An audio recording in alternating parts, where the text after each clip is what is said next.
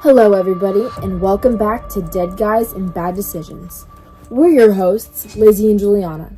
Today, we're diving into Vietnam's long journey to independence from colonial rule and how the country changed. It's a long story filled with big personalities, dramatic wars, and some seriously complicated political decisions. Vietnam's story is fascinating because it includes major wars, political shifts, and economic reforms that shaped the country we see today. It's one of those histories where every event leads directly to another huge moment. Also, there are a lot of powerful leaders, international tensions, plus decisions that, didn't always go according to plan. Before we start, we should explain an important term for this episode: decolonization. Decolonization is the process where a country or region formerly controlled by a foreign power gains independence and begins to govern itself. During the 1900s, many countries in Asia and Africa went through this process as European empires began to lose control over their colonies. Vietnam is one of the most famous examples of decolonization. France began colonizing Vietnam in the late 1800s, and by 1887, Vietnam officially became part of a colony called French Indochina, along with Laos and Cambodia. Vietnam remained under French control for about 70 years. As you can imagine, many Vietnamese people weren't thrilled about being ruled by a country thousands of miles away. The French government controlled the economy and politics there. They also controlled valuable resources like rice and rubber plantations. This meant that many Vietnamese workers had very little control over their own land, labor, or government. Turns out, most people prefer running their own country. Shocking? I know. One of the most important leaders of the independence movement was Ho Chi Minh. He led a group called the Viet Minh, which was both a communist and nationalist organization focused on freeing Vietnam from French control. Ho Chi Minh became such an influential leader because he combined ideas about Vietnamese nationalism with communist political ideas. He spent years traveling and studying politics around the world before returning to Vietnam to help organize the independence movement. Many people saw him as a symbol of unity and resistance. Unlike some independence movements that relied mostly on protests or negotiations, Vietnam's fight for independence involved extensive armed resistance. The Viet Minh organized fighters and built support among the working class. Basically, they were prepared for a long struggle if that's what independence required. A major turning point happened near the end of World War II in 1945.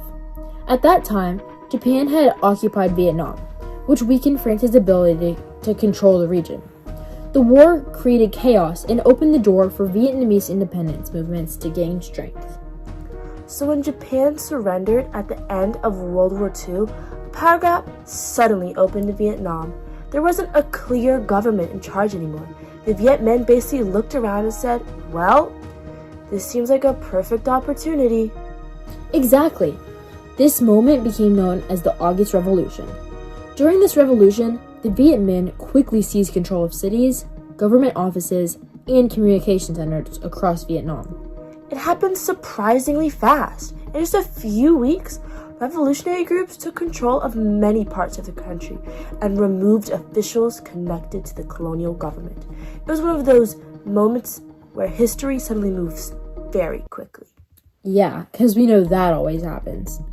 Soon after that, Ho Chi Minh declared Vietnam independent on September 2nd, 1945. This date is now celebrated as Vietnam's Independence Day. He announced the creation of a new country called the Democratic Republic of Vietnam. But unfortunately, France wasn't ready to give up its colony that easily. Colonial empires don't usually just say, sure, take it, have a nice day. France wanted to re-establish control over Vietnam after World War II. That disagreement quickly turned into a much larger conflict, known as the First Indochina War. The war lasted from 1946 to 1954 and was fought between French colonial forces and the Viet Minh, an independent movement. The struggle for independence was largely violent, with an intense fighting across jungles, mountains, and villages. The Viet Minh also used guerrilla warfare. This meant smaller surprise attacks instead of large traditional battles. This strategy helped them fight against the better equipped French army. The war reached its most important moment in 1954 at the Battle of Dien Bien Phu. The French built a large military base in a remote valley and believed it would be difficult for the Viet Minh to attack there. But the Viet Minh managed to surround the base and launch a massive assault. After weeks of fighting, they defeated the French military in a victory that shocked the world. Basically, this was the moment everyone realized the French colonial empire in Vietnam was finished. After this defeat, France was forced to negotiate. The result was the Geneva Accords, an international agreement designed to end the war. However, the agreement also divided Vietnam into two parts, North Vietnam and South Vietnam. This division was supposed to be temporary until national elections could reunify the country. But things didn't go quite according to plan.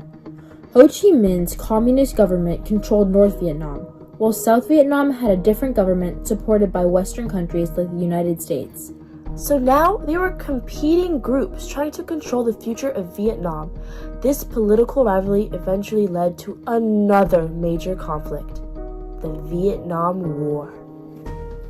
The Vietnam War became one of the most well-known conflicts of the 20th century. It involved North Vietnam, South Vietnam, the United States, and other countries connected to the Cold War.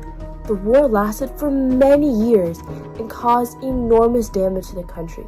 It finally ended in 1975 when North Vietnam defeated South Vietnam and the country was reunified into one nation. Even though the fighting stopped, Vietnam still faced enormous challenges. Decades of war had destroyed cities, farms, roads, and factories. They were basically trying to rebuild an entire country after years of conflicts, not exactly an easy weekend project. After reunification, the government created a centrally planned economy. This meant they controlled the farms, factories, and many businesses. The idea was to organize the economy so everyone would benefit equally. Unfortunately, production was often low and shortages of goods became common. Because of these struggles, Vietnam introduced economic sales reforms in the late 1980s, known as the Doi Moi reforms. Doi Moi allowed more private businesses and international trade while still keeping a socialist government. Think of it as Vietnam hitting the reset button on its economy. These reforms helped the economy grow and improved living standards for many people. Vietnam began trading more with other countries and attracting foreign investment. But you know what's so cool is that Vietnam today actually has a fairly positive relationship with France. The two countries trade with each other and cooperate politically. French cultural influences such as architecture and cuisine can still be found in Vietnam today. Vietnam's history also connects to the modern independence movements. Around the world, some regions still debate whether they should become more independent. For example, places like Scotland in the United Kingdom and the Catalonia in Spain have had political movements or votes about independence. While these movements are mostly peaceful, they show that the idea of self-government is still an important issue today. One interesting fact is that during the Vietnam War, fighters used massive underground tunnel network called the Cu Chi tunnels. These tunnels were used to move supplies, hide soldiers, and sometimes even house entire groups of fighters. Another interesting fact is that Vietnam is now one of the world's largest rice exporters. Agriculture still plays a huge role in the country's economy. Before we finish, we want to mention where the information for this podcast came from.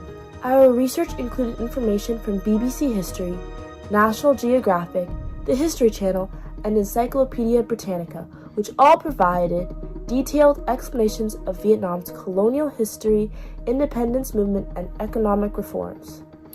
Vietnam's journey to independence shows how complicated decolonization can be.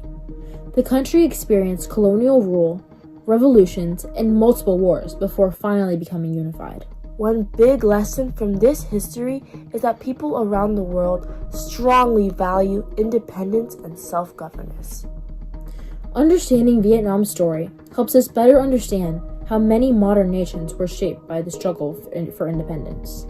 That wraps up today's episode of Dead Guys and Bad Decisions, where history proves that major world events are often the result of, well, some very questionable decisions.